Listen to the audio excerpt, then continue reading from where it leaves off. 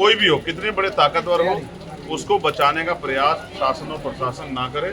ये डरावनी घटना है और उत्तराखंड पुलिस के इकबाल पे बहुत बड़ा सवाल। वो ताकतवर लोग बाहर रह के इस परिवार को डराने का काम कर रहे हैं और बच्चियों में और पूरे दलित समाज में क्षेत्र के डर का माहौल है कि इस पूरी घटना को अंजाम देने वाले जो मुख्य लोग हैं, जिन्होंने इसका संरक्षण किया, जिनकी जानकारी में सब हुआ, जिन्होंने आरोपियों को बल दिया, इतनी बड़ी घटना को अंजाम देने का, उनकी गिरफ्तारी होनी चाहिए और उन पर सख्त से सख्त कार्रवाई होनी चाहिए। क्योंकि ये बच्ची दलित समाज की है, शायद उनको इनके परिवार के पास आने का समय नहीं मिला। आधे घंटे से बैठा हूँ और अधिकारी यहाँ नहीं आ पा रहे हैं। इसका मतलब कहीं ना कहीं उनको पता है कि जब सवाल जवाब पूछे जाएंगे तो वो जवाब नहीं दे पाएंगे। जिन अधिकारियों की जिम्मेदारी वो यहाँ से गायब क्यों है? 3 हफ्ते से ज्यादा का समय हो गया और अभी तक सभी लोगों की गिरफ्तारी नहीं हुई।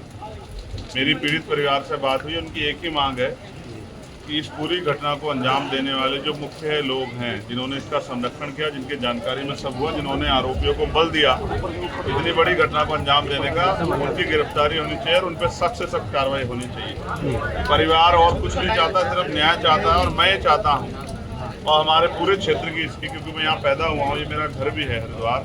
हमारी ये मांग है कि किसी भी कीमत में बहन बेटियों के साथ जुल्म ज्यादती बर्दाश्त नहीं की जाएगी और ऐसा अपराध करने वाले, उनको सह देने वाले हर व्यक्ति पे, चाहे वो सत्ता का व्यक्ति हो, चाहे वो विपक्ष का हो, कोई भी हो, कितने बड़े ताकतवर हो, उसको बचाने का प्रयास शासन और प्रशासन ना करे।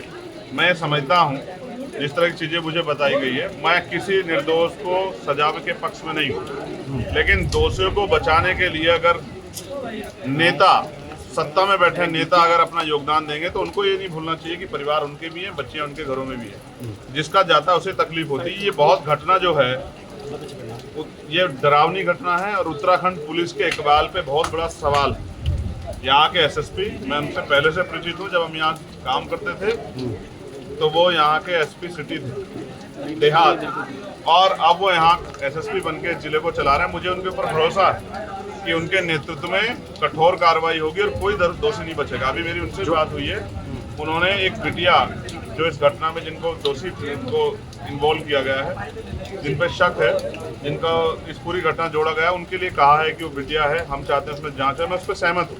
मैं नहीं चाहता किसी बच्चे के साथ कोई इस तरह का वो घटना हो, उसकी पूर्ण जांच हो जाए। लेकिन मुख्यमंत्री जी का 2 दिन पहले का बयान है, SC/ST एक्ट में जितने भी मुकदमे हैं और जितने भी उसमें आरोपी, पहले तत्कालिक उनकी गिरफ्तारी होनी चाहिए। जिस तरह से वो ताकतवर लोग बाहर रह के इस परिवार को डराने का काम कर रहे हैं और बच्चियों में और पूरे दलित समाज में क्षेत्र के डर का माहौल है, जिस तरह से वो जो है इनको प्रलोभन और न्याय को प्रभावित करने का काम कर रहे हैं, ये सब अगर उत्तराखंड पुलिस की नाक के नीचे हो रहा है तो ये बड़ा सवाल खड़ा कर रहा है कहीं ना कहीं संरक्षण सत्ता का अपराधियों को।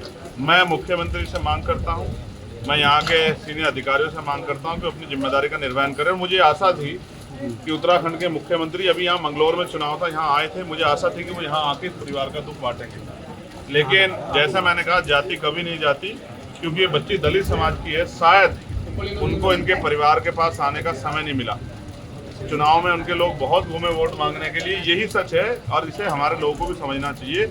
जब तक वो अपने दलों से जुड़ के अपनी ताकत नहीं बनाएंगे, तब तक ये जुल्म उन पे होते रहेंगे। मैं विश्वास दिलाता हूँ कि इस घटना को हम प्रथम और आखिरी घटना समझ के इस पर मजबूत लड़ाई लड़ेंगे और आने वाले 3-4 दिन के बाद ही अगर कार्रवाई नहीं हुई तो एक बहुत बड़ा आंदोलन जिलाधिकारी कार्यालय पर होगा। उसके लिए हम लोग अपनी भूमिका अपनी लीडरशिप से बात करके बनाते। हम ये चाहते हैं, हम किसी भी तरह का कोई आंदोलन नहीं करेंगे अगर पुलिस अपनी कार्रवाई को जिम्मेदारी से करेगी, आरोपियों को बचाने का काम नहीं करेगी। मैं यहाँ पिछले आधे घंटे से बैठा हूँ और अधिकारी यहाँ नहीं आ पा रहे हैं। इसका मतलब कहीं ना कहीं उनको पता है कि जब सवाल जवाब पूछे जाएंगे तो वो जवाब नहीं दे पाएंगे। जिन अधिकारियों की जिम्मेदारी वो यहाँ से गायब क्यों है?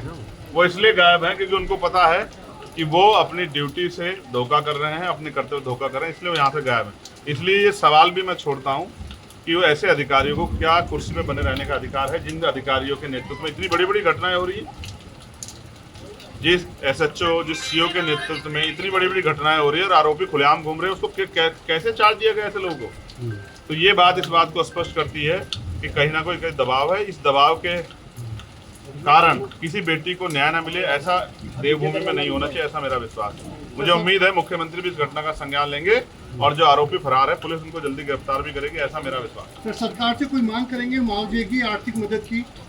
ये सरकार का काम है। अगर हर चीज के लिए मांग करनी पड़ी तो जब वो जनता से वोट मांगने आते हैं तब उनको शर्म क्यों नहीं आती? ये तो उनको खुद देखना चाहिए कि वो माँ के लिए किस तरह मजदूरी करके अपना पेट पाल रही है। सरकार की जो योजना है जिन पे अपनी पीठ थपथपाती है वो जमीन पे है भी या नहीं, इसका जवाब भी सरकार को देना चाहिए। संसद में बड़ी बेबाकी से आप अपनी बात रखते हैं क्या? वहाँ भी अगर लापरवाही हुई तो सेशन आ रहा है, बजट सेशन, मैं पुरजोर कोशिश करूंगा कि इतनी जो विभत्स घटना घटी है और जिस तरह से अधिकारियों ने इस पर लापरवाही बरती है, इसको मैं पुरजोर तरीके से पार्लियामेंट में उठाऊं और इन अधिकारियों को वहीं पार्लियामेंट में ही अध्यक्ष जी से कह के बुलवा के इनसे सवाल जवाब हो, इनसे पूछा जाए कि ये आपको पर्याप्त तनख्वाह मिल रही है, पर्याप्त सुविधा हो रही है, फिर भी न्याय क्यों नहीं कर रहे हो, फिर भी आरोपियों का संरक्षण हो रहा है, फिर उसमें कार्रवाई क्यों नहीं कर रहे हो, इसका जवाब इनको देना।